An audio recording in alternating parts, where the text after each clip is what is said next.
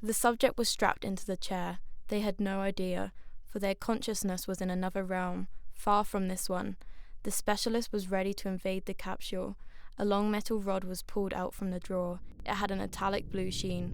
The lamp was bright, but the room was dark. They moved in, stretching his eye socket wide, inserting the rod into the subject's right eye.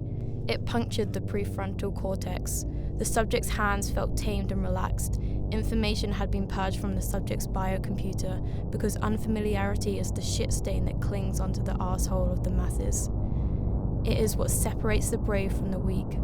It holds on by a thread, and that thread is constantly bleeding. The shit stain questions what it has been told. It sees through the lies.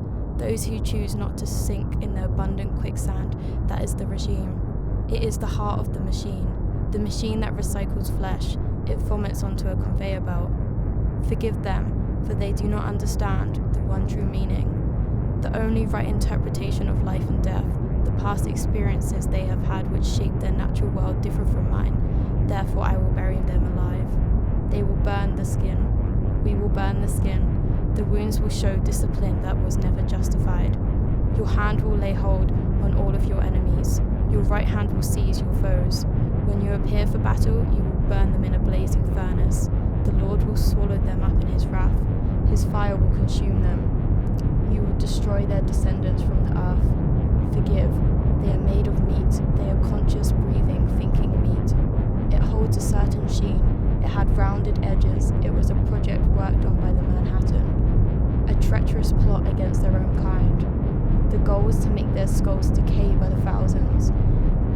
Is the end of the world coming? You might be right.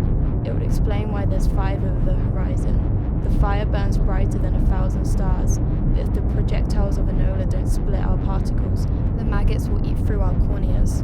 However, it does cost less to bear clean water to a slum village than it does to disintegrate a city.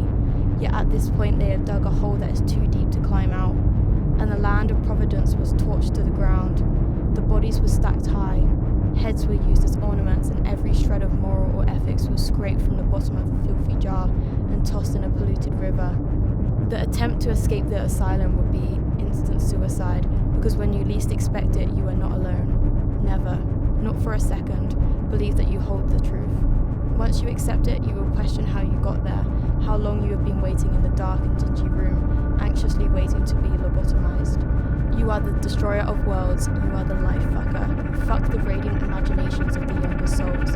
You sacrifice the bodies of the innocent. These actions will never be justified. Blessed be those who